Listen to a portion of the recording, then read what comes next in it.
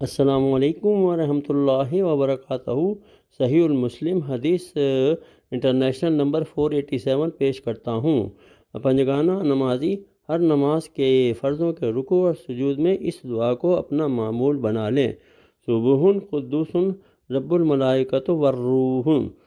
ترجمہ: اللہ تعالیٰ انتہائی زیادہ پاک، انتہائی مقدس فرشتوں اور روح جبریل کا رب ہے۔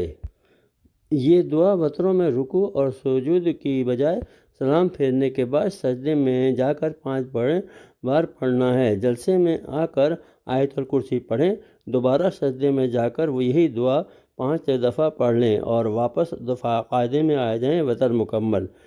شروع میں ایک آدھ سجدے میں آپ بھول جائیں گے تو اس کی فکر نہیں کرنی، کیونکہ یہ دعا نفلی دعا ہے۔ اس حدیث پر عمل کرنے کی نیت کے بعد زیادہ سے زیادہ ثواب جاریہ کے لیے